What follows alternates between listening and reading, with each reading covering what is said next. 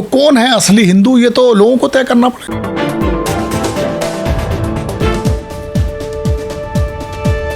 क्या समाजवादी पार्टी भाजपा को कर देगी साफ? क्या भाजपा अब नहीं बच पाएगी समाजवादी पार्टी के कहर से? आइए जानते हैं समाजवादी पार्टी प्रवक्ता दीपक विक से। अखिलेश के भाजपा को 2027 में पूरा साफ कर देने के बयान पर उन्होंने काफी आत्मविश्वास के साथ पार्टी के सीटों को बढ़ते अंकों के बारे में बताया और गठबंधन के सीटों पर भी प्रकाश डालते हुए अपनी पार्टी की जीत के बारे में बोला। जोश तो 22 से ही है। देखिए 2017 में हमारी खाली जो 45 सीट रह गई थी और वो हमारी बढ़ के गठबंधन के साथ, जो हमारे गठबंधन के साथी थे, वो हमारी 125 सीट पहुंची और 312 से योगी जी वो 255 पे आ गए। तो डाउनफॉल तो उनका वहीं से चालू हो गया था। और उसके बाद आप देखिए लोकसभा चुनाव में हम 43 सीट जीते, 37 सीट हम जीते और 6 हमारे गठबंधन के साथी जीते। तो वो दिखाता है, और वो 32 या 33 जीते। तो आप ये लगाइए कि ये दिखाता है कि विजय जो है वो हमारी हो चुकी है ऑलरेडी। अब 27 का जब चुनाव आएगा तो वो विजय पे ठप्पा लगा देगा।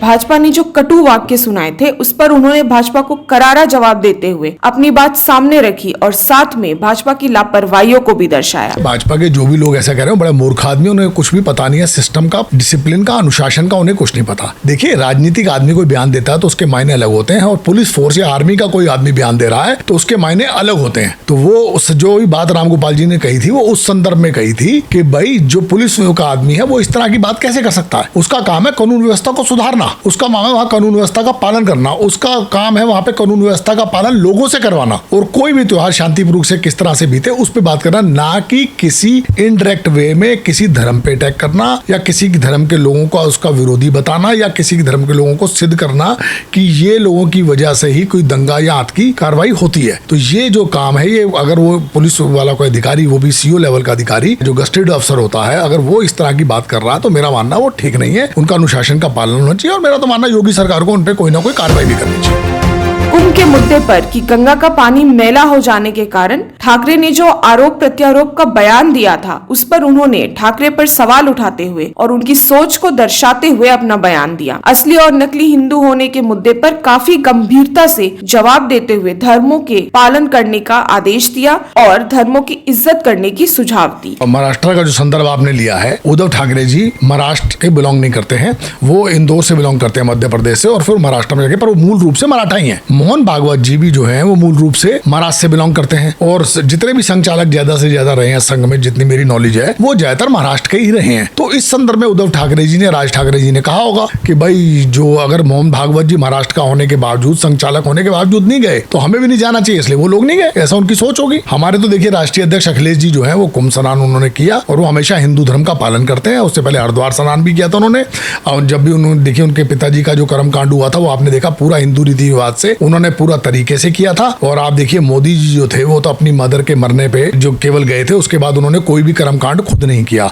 और 4-5 एकड़ की उनकी कोठी थी, उसमें वो अपनी माँ को रख सकते थे। चलो भाइयों के परिवार को इसलिए नहीं रख सकते, अलग यूनिट होगी और कोई आक्षेप ना आ जाए, पर अपनी माँ बाप को और अपनी पत्नी और बच्चों को सब लोग साथ रखते हैं। इसी तरह से उन्होंने अपनी धर्म पत्नी को बिना तलाक दिए छोड़ दिया। उनकी जो माँ के संस्कार के ऊपर उनकी पत्नी आना चाहती थी, उन्होंने पुलिस से उसको रुकवा दिया। तो आप ये समय समय पे देखिए कि असली योगी जी को देख लीजिए, योगी जी अपने पिताजी के संस्कार पे गए ही नहीं। तो वहां पे उत्तराखंड के अंदर बहनोई बीमार था तो गाजियाबाद चले गए। उसके बाद अभी होके आए हैं, आपने देखा अपने गांव में अभी होके आए हैं, बच्चों के साथ उनको खेलते हुए देखा। तो कौन है असली हिंदू, ये तो लोगों को तय करना पड़ेगा। पार्टी की विचारधारा अलग अलग हो सकती है। हमारी लोहियावादी विचारधारा, हमारी समाजवादी विचारधारा, हमारी विचारधारा जो है वो आचार्य नरेंद्र देव की, जयप्रकाश नारायण की, लोहिया जी की, ये विचारधारा है हमारी। और असली हिंदू है हम लोग। हिंदू हमारा धर्म है, तो हम अपने जो हमारे यहाँ पार्टी में हिंदू धर्म के लोग हैं वो हिंदू धर्म को मानते हैं। ये 37 सीटें जितना भी बताता है। हमारे यहाँ सनातन पांडे जी भी हमारे यहाँ MP हैं, पर माता प्रसाद पांडे हमारे नेता प्रतिपक्ष हैं, आनंद भदौरिया जी हमारे MP हैं, और राजीव राय जी हमारे देखिए हमारे MP है। तो कितने ही लोग, जूही सिंह हमारे यहाँ हैं, और कितने ही लोग आपको जो मिलेंगे अलग अलग धर्मों के, अलग अलग जातियों के हमारे यहाँ मिले। हमारे यहाँ कमाल अख्तर भी, हमारे यहाँ आशु मलिक भी, हमारे यहाँ जावेद आबदी भी है। तो सभी तरह के लोग आपको हमारे यहाँ मिलेंगे। उनके यहाँ चिन्हित करते। दूसरा क्या था, वो छुपाने के लिए, अपना नाम असली छुपाने के लिए, अपना धर्म कामों को छुपाने के लिए, या जो उन्होंने ठीक तरीके से नहीं विधिवत कानून के पालन किए हैं उनको छुपाने के लिए कई बार वो अपने हिंदू धर्म के संस्कारों का भी पालन नहीं करते। मेरा ऐसा मानना है कि यहाँ पे असली हिंदू वो होता है जो अपने धर्म का मन से पालन करे, धर्म के जो नियम है उनका पालन करे, और किसी भी दूसरे धर्म पे बेमतलब उसको उकसाए ना, उससे नफरत ना रखे। ऐसा मेरा मानना है। और जो लोग अपने धर्म के नियमों का पालन भी नहीं करते, दूसरे के धर्म के प्रति नफरत रखते हैं, दूसरे के धर्म के प्रति लोग उकसाते हैं, तो मेरा मानना है वो सच्चे हिंदू धर्म का पालन नहीं कर सकते। यही मेरा मतलब सच्चे हिंदू से है।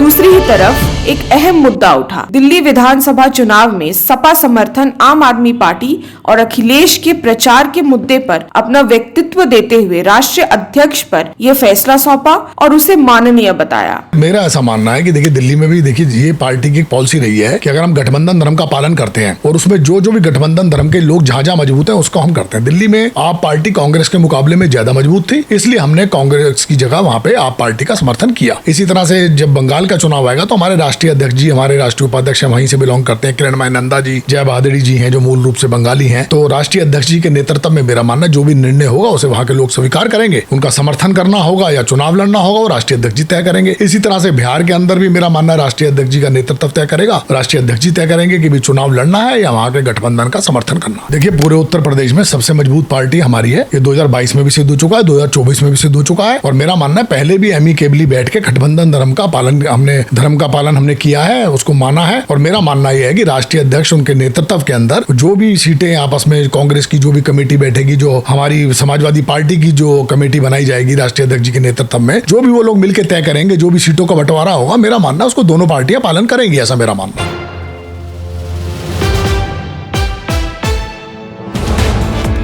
और आखिर में चुनाव आयोग के बारे में उन्होंने बयान देते हुए ये फैसला भी राष्ट्रीय अध्यक्ष के हाथों में सौंपा। अब आगे ये देखना है कि समाजवादी पार्टी में कितना है दम भाजपा से लड़ने का। अब इस लड़ाई में भाजपा की जीत होती है या समाजवादी पार्टी की? देखिए राष्ट्रीय अध्यक्ष जी ने जो है ऊपर सभी लोगों को, राष्ट्रीय प्रदेश अध्यक्ष जी को, सारी कोर कमेटियों को, सारे जितने भी जिला अध्यक्ष है, महानगर अध्यक्ष है, सबको कह दिया है कि अपने यहाँ की सारी जो वोटर लिस्ट को छान लें, उनको चेक कर लें कि उनमें जो जायज जो लोग हैं किसी का वोट तो नहीं कटा है और कहीं किसी एक के घर पे 400-400 500-500 वोट 200-200 वोट तो नहीं बने हैं, उन सबको चेक कर लें। और प्लस चुनाव आयोग पे भी लगातार उन्होंने सबूत के साथ कई बार उनको दिया है कि भाई इस घर के अंदर ये फालतू है, ये नहीं कटे हैं या यहाँ कट गए और ये लोग यहाँ पे रहते थे।